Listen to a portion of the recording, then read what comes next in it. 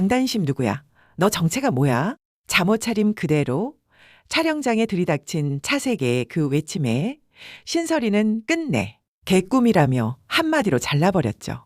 그런데 단 한 해 만에 같은 입에서 이런 말이 나옵니다. 내가 누구든 어디서 왔든 다 믿어. 다른 새끼 다 집어치우고 나만 봐. 세상 모든 걸 가진 남자가 한 여자 앞에서 이렇게까지 무너지는 일. 이게 우연일까요? 아니면 정말로 끊어진 줄 알았던 300년 전 마음이 다시 끌어당기고 있는 걸까요? 이번 회는 청원대군과 강단심, 그리고 차세계와 신설이. 얼핏 보면 네 사람이지만 사실은 두 사람의 이야기. 환생이라는 단어가 처음으로 입 밖으로 나오는 회차였어요. 안녕하세요. 영화와 드라마를 잇는 무비있다입니다. 구독과 좋아요는 큰 힘이 됩니다. 그럼 시작해 볼게요. 먼저 어디서 멈췄었는지 잠깐만 떠올려 볼게요. 바로 직전 회 마지막. 차세계는 꿈에서 강단심을 또 마주합니다. 그런데 이번에는 좀 달랐어요. 꿈속의 그 여자가 신설이와 너무 닮았다는 걸 처음으로 알아챈 거죠. 잠에서 깨자마자 옷도 갈아입지 않은 채로 신설이 촬영장에 곧장 들이닥치는 차세계. 너 누구야? 강단심 누구야? 너 정체가 뭐야? 저도 그 장면을 보면서 신설이가 이걸 도대체 어떻게 받아낼까 진짜 궁금했거든요. 답은 역시 신설이답더라고요. 개꿈이지 정신 차려. 이 한마디로 다 잘라버려요. 차세계 본인도 자기가 말해놓고 좀 이상한 모양이라 내가 좀 이상한 거지 하고 슬며시 넘기는데 이때부터 차세계 머릿속에는 한 가지 의문이 자라기 시작합니다. 꿈이 아닌 건가? 진정 과거를 보는 거라면? 이번 회는 바로 이 의문에 답이 되는 단서들이 하나둘 풀려나오는 회차였어요. 가장 먼저 카드를 꺼내는 건 신설이가 자주 들르는 무당 금보살입니다. 시공간을 초월하는 마당에 환생이 왜 말이 안 돼요? 이 한마디. 신설이는 입으로는 개꿈이라고 잘랐지만 이 말이 가슴에 박혔을 거예요. 실제로 흔들리고도 있었고요. 차세계는 차세계대로 의사친구를 찾아가서 꿈 얘기를 털어놓는데 이 의사친구가 또 묘하게 통찰력이 있어요. 예지몽 같은 거 아닐까? 과거든 미래든 결국 현재랑 연결되어 있는 거잖아. 시간이 일직선이라고 생각하지 마. 동시에 존재할 수도 있는 거거든. 이 두 마디가 정말 중요해요. 청원대군과 강단심의 이야기가 과거에 끝나버린 게 아니라 지금 차세계와 신설이의 현재로 흘러들어오고 있다는 거니까요. 청원대군, 강단심, 그리고 임금이었던 안종. 세 사람의 끝나지 않은 악연이 현생까지 끌려와 있다는 신호가 이번 회에 처음으로 또렷이 깔리는 거예요. 여기서 제가 진짜 놓치고 싶지 않은 한 대목이 있어요. 청원대군은 마음을 끝내 전하지 못해서 강단심을 잃었어요. 국문장에서처럼 너도 내 살 길을 도모해. 청원대군이 강단심에게 남긴 마지막 말이 이거였거든요. 사랑한다는 한마디 대신 살아남아라 라며 등을 떠밀어 보낸 사람. 그런데 환생한 차세계는 그 반대예요. 세상 눈치, 가문 눈치, 정혼자 눈치, 그 어떤 것도 안 봅니다. 전생에서는 등을 떠밀어 보내고 끝나버린 마음이 현생에서는 직진남 차세계로 바뀌어서 온갖 눈치 다 무시하고 신설이한테 정면으로 부딪히는 거. 이 매력에 흠뻑 빠지지 않을 수가 없잖아요. 저만 이렇게 좋은 건 아니죠? 차세계가 흔들리는 동안 신설이도 가만히 있질 못합니다. 이번에는 신설이가 먼저 차세계에게 꿈 이야기를 묻거든요. 차세계의 대답이 이래요. 꿈이 좀 칙칙해. 엔딩이 새드 엔딩 같아. 누명을 쓰고 갇히고 유배도 갈 것 같고 거기서 사람들이 나를 자가라고 불러. 대군 자가. 이 대사를 듣는 신설이 표정. 의심이 확신으로 굳어지는 그 짧은 순간이었거든요. 신설이는 이제 알아챈 거예요. 지금 내 앞에서 자기가 꾼 꿈 이야기를 하고 있는 이 남자가 바로 청원대군이라는 걸요. 그리고 이 사실을 알게 된 순간 신설이에게는 한 가지 죄책감이 다시 차오릅니다. 강단심이었을 때 신설이는 청원대군을 살리려고 일부러 거짓 자백을 했어요. 영모죄로 죽는 것보다는 차라리 궁녀를 희롱했다고 둘러대는 게 청원대군을 살리는 길이라고 믿었거든요. 그런데 정작 그 거짓 자백 때문에 청원대군이 마지막까지 자신을 원망했을 거라고 신설이는 지금까지 그렇게 끌고 살아왔던 거예요. 그러던 차에 차세계 입에서 이런 말이 나옵니다. 꿈속에 그 남자가 그 여자를 연모하고 있더라고. 바보같이. 신설이는 그 순간 정말 멈췄을 거예요. 원망받고 있다고 믿었던 그 사람이 사실은 마지막 순간까지 자신을 사랑하고 있었다는 거니까요. 이쯤 되면 두 사람의 대화는 더 이상 현재만의 대화가 아니에요. 차세계가 먼저 입을 엽니다. 나는 네가 어렵다. 이상하게 알수록 더 어려워.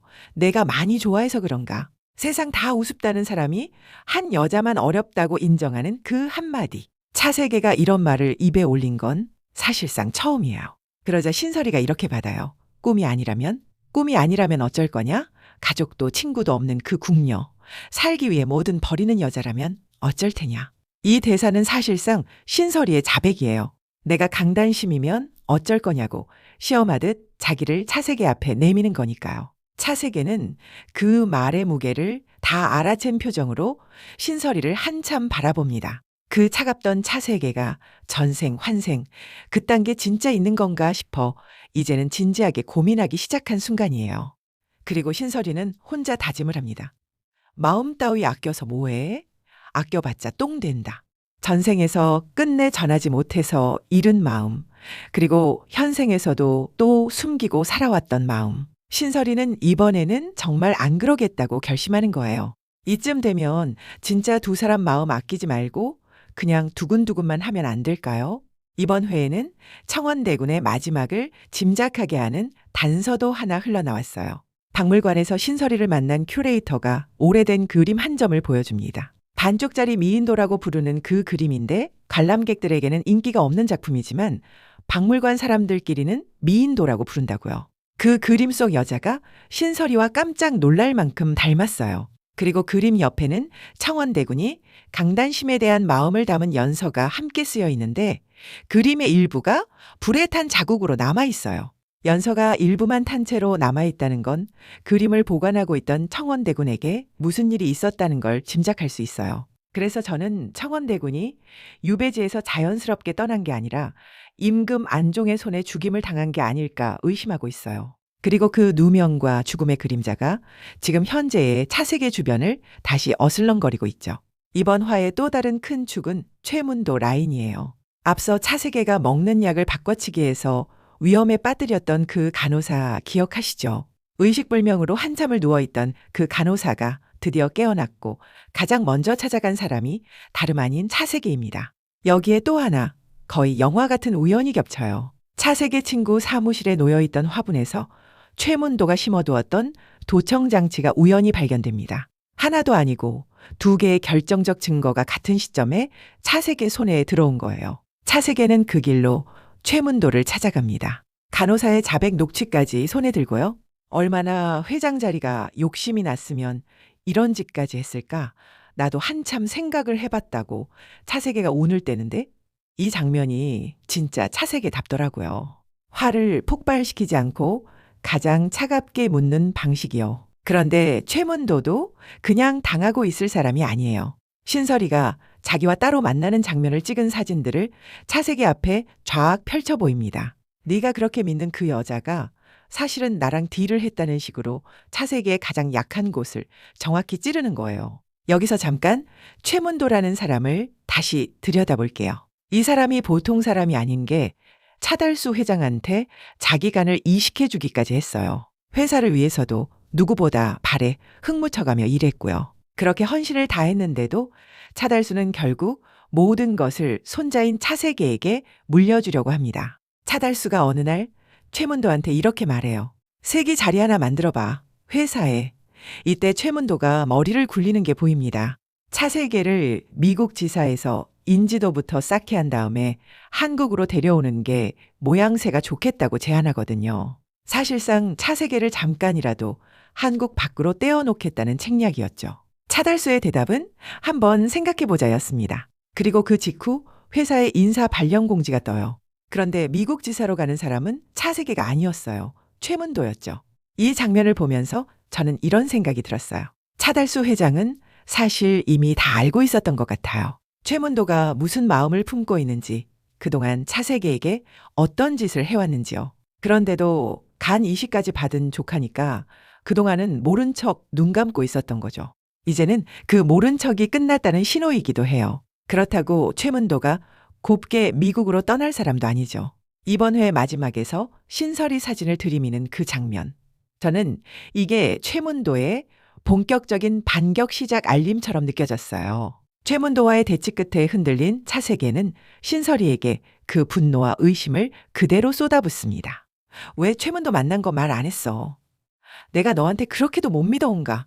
얼마나 더 호구처럼 매달려야 마음을 열어줄 거야. 이 대사들, 차세계가 신설이를 얼마나 좋아하고 있는지 알 수 있는 대사들이었어요. 세상 한 번도 누구한테 매달려 본 적 없는 남자가 호구라는 단어까지 입에 꺼내는 거니까요. 그러다가 신설이한테 뺨을 맞아요. 그리고 거기서 한 번 더 무너지는데 이번에는 분노가 아니라 진심이 터져 나옵니다. 너 때문에 정신이 하나도 없어. 네가 누구든 어디서 왔든 다 믿어. 그래, 뭐라든 다 믿으니까 나만 봐. 다른 새끼 다 집어치우고 나만 봐. 그리고 키스 엔딩으로 이번 회가 마무리됩니다. 부족할 거 하나 없는 차세계가 유독 신설이 앞에서만 이렇게 무너지는 이유는 뭘까요? 저는 청원대군이 전생에서 끝내 전하지 못한 그 마음이 한이 되어서 그런 게 아닐까 싶어요. 평생 사랑을 등진 채 떠나야 했던 사람이라면 환생한 다음 생에서는 그 반대로 모든 것을 다 무너뜨리고서라도 마음을 전하고 싶지 않을까요? 그렇다면 더더욱 부탁드리고 싶어요. 전생에서 이루지 못한 그 해피엔딩. 이번 생에서는 꼭 두 사람에게 해피엔딩이 되길. 오늘 두 사람의 어떤 장면이 가장 마음에 남으셨나요? 댓글로 함께 나눠봐요. 그럼 다음 회에서 또 만나요. 영화와 드라마를 잇는 무비 있다였습니다.